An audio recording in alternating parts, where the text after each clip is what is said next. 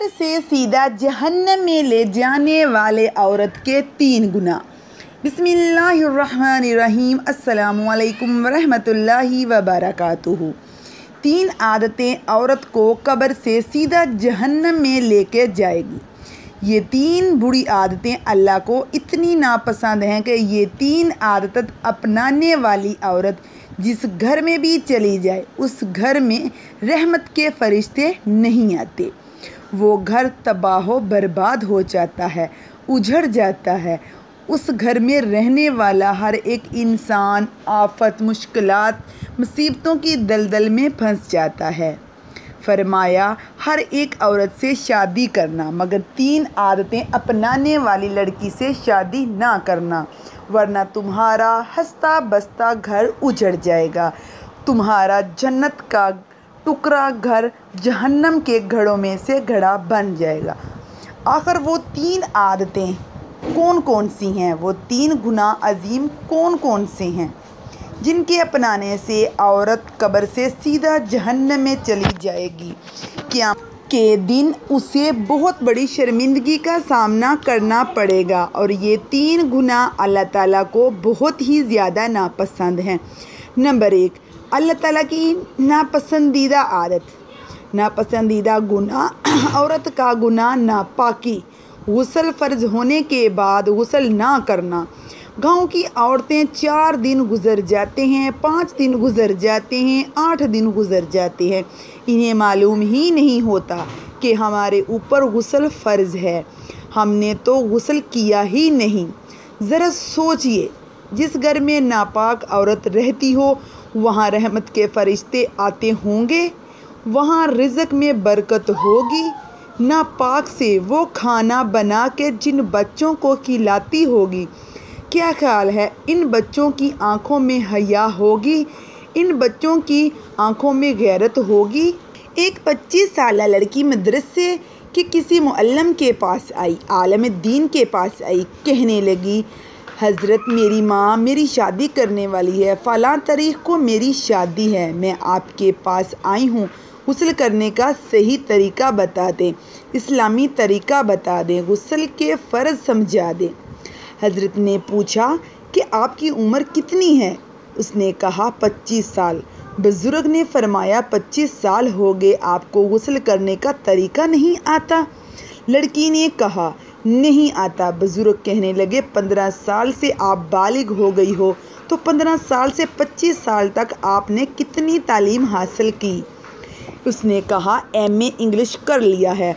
बुज़ुर्ग कहने लगे तूने MA इंग्लिश तो कर लिया है, 10 साल तूने नापाकी में गुजारे, गुस्ल के फ़र्ज़ ना जान सकी। मुझे बताओ, जिस लड़की ने पूरे 10 साल इस तरह नापाकी में गुजार दिए, हालांकि हर माह में अय्याम के बाद गुस्ल फ़र्ज़ हो जाता है, लड़की को हर हाल में गुस्ल करना होता है और सही तरीके से गुस्ल करना होता है। इसका मतलब, मुअल्लिम ने कहा कि इसका मतलब 10 साल गुज़र गए, आपने गुस्ल नहीं किया, 10 साल आपने नापाकी में गुजारे, आपने सी तो पढ़ ली, MA इंग्लिश कर लिया, काश के तू गुस्ल के फ़राइज़ भी जान लेती। और जो औरत गुस्ल करना नहीं जानती उसे कलमा आता होगा? जिस औरत को 6 कलमे नहीं आते, क्या ख्याल है उसे नमाज का तरीक़ा आता होगा? जिस औरत को नमाज का तरीक़ा नहीं आता, क्या वो नमाज़ पढ़ती होगी? जिसको नमाज़ पढ़ने का तरीक़ा नहीं आता, क्या उसे अल्लाह की पहचान होगी? जो नमाज नहीं पढ़ती, जो कुरान नहीं पढ़ती, उसको अल्लाह की पहचान कैसे होगी? हरगिज़ उसे अल्लाह की पहचान नहीं होगी। फरमाया सब कुछ करना लेकिन नापाकी से बचना। बुज़ुर्ग ने फरमाया जल्दी से तौबा करके गुस्ल का तरीक़ा जान ले, नमाज का तरीक़ा सीख ले। ये ज़िंदगी के लम्हे तेरे लिए गनीमत है, इन्हीं लम्हों में खुदा की याद और मोहब्बत के दिए अपने दिल में जला ले। मालूम नहीं फिर फुर्सत मिले ना मिले, मालूम नहीं फिर ये ज़िंदगी लम्हे मिले ना मिले। नापाकी अल्लाह ताला को बहुत ही ज़्यादा नापसंद है। फरमाया पाक रहने वाली लड़की से कभी भूल कर भी नापाक लड़की जो है उससे भूल कर भी शादी ना करना, वरना याद रखना बरकत से हाथ धो बैठोगे। फरमाया दूसरा गुनाह, दूसरी बुरी आदत गीबत करना। दो जहाँ पे दो चार औरतें इकट्ठी बैठी हों वहाँ गीबत शुरू हो जाती है। किसी ना किसी औरत की गीबत हो रही होती है।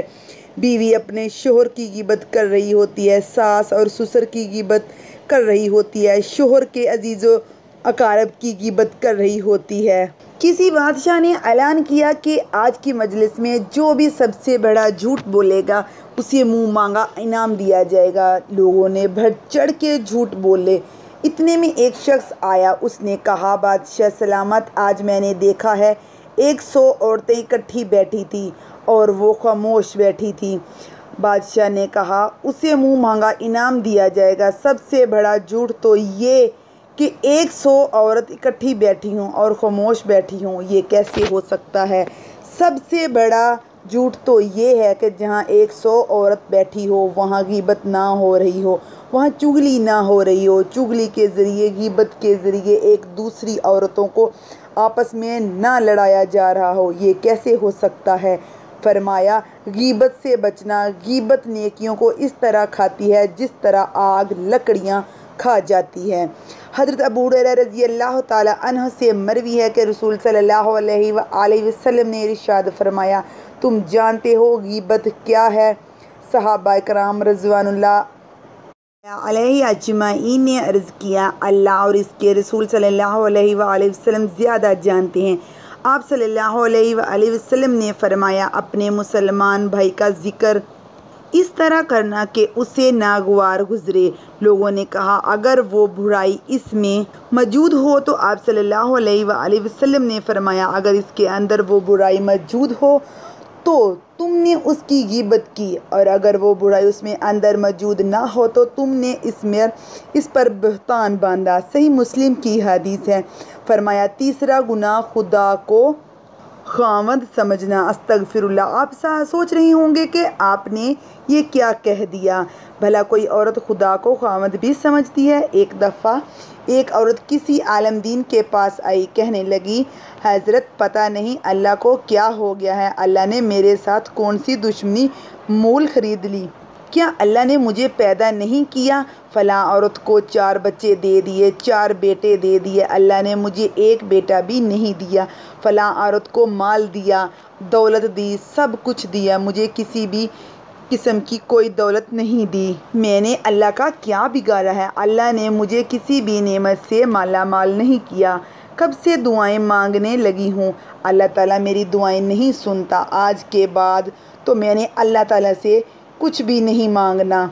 अलगर्ज इस औरत ने अल्लाह का मुबारक नाम बड़ी ही बेअदबी से लिया। ये सुनकर आलम दीन फरमाने लगे, ए औरत, इस तरह का लहजा, इस तरह की बातें खुदा के बारे में ना किया करो। इस तरह का लहजा अल्लाह के सामने अच्छा नहीं लगता। खुदा का नाम बेअदबी से ना लिया करो। खुदा को खुदा समझो, को खामद मत समझो। खुदा की ज़ात के सामने वो लहजा इख्तियार ना करो, वो लहजा अपने शोहर के सामने इख्तियार करती हो। तूने मुझे वो चीज़ क्यों नहीं लेके दी, वो चीज़ क्यों नहीं लेके दी। फ़लाँ के शोहर ने अपनी बीवी को सब कुछ लेके दिया, तूने मेरी ये ख्वाहिश पूरी नहीं की, तूने मेरी वो ख्वाहिश पूरी नहीं की, मैं तुझसे हरगिज़ नहीं मांगूंगी। इस तरह के बेअदब जुमले, इस तरह का बेअदब लहजा शोहर के सामने तो इख्तियार किया जाता है, खुदा के सामने इख्तियार नहीं किया जाता, खुदा के सामने नहीं बोला जाता। फरमाया इन 3 गुनाहों से बाज आ जाओ, इन 3 बुरी आदत से बाज आ जाओ, वरना याद रखना ये 3 ख़तरनाक बुरी आदतें हैं जो तुम्हें कब्र से सीधा जहन्नम में ले जाएंगे। गुनाह से बचने के लिए मजबूत हिम्मत और पुख्ता इरादा चाहिए। इसका तरीका ये है कि आप नेक माहौल और सोहबत इख्तियार करें। अगर इन गुनाहों से बचना मुश्किल हो रहा है तो सोचें, अगर इस गुनाह को करते वक्त मेरे वालिदैन या रिश्तेदार जिससे इंसान अपना गुनाह छुपाता है, अगर वो ये देख लें गुनाह, तो क्या इनके सामने ये गुनाह कर सकोगे या शर्मिंदा हो सकोगे। फिर ये सोचें जब मैं वालिदैन के सामने गुनाह से शर्माता हूँ तो अल्लाह ताला जो हर वक्त देख रहे हैं, जो मेरे खालिक हकीकी मुहसिन हैं, हिसाब किताब पर मुकम्मल कादर हैं, इनके सामने मैं किस मुँह से हाज़िर होंगे। नेज़ ये सोचें कि क़यामत के दिन अगर वालिदैन, बीवी बच्चों, बहन भाइयों के सामने, दोस्तों के सामने, तमाम मखलूक के सामने बता दिया कि फ़लाँ बिन फ़लाँ ने फ़लाँ दिन फ़लाँ वक़्त ये गुनाह किया, तो इस वक़्त आदमी शर्म से पानी पानी हो जाएगा। क़यामत का वो मंज़र सोचें तो उम्मीद है कि गुनाहों का तर्क करना आसान हो जाएगा। इन सब बातों की आदत पैदा करने के लिए अल्लाह ताला के नेक बंदों की सोहबत बहुत ज़रूरी है। आप अपने आप को बामकसद कामों में इतना मशगूल कर लीजिए कि इन फजूलियात का वक़्त ही ना मिल सके। नेज़ कसरत के साथ अस्तगफिरुल्लाह पढ़ते रहें। करती हूँ आज की वीडियो आपको बहुत अच्छी लगी होगी। ऐसी मज़ीद वीडियोज़ के लिए मेरे चैनल को सब्सक्राइब करें। जज़ाकिल्लाहु खैरन कसीर।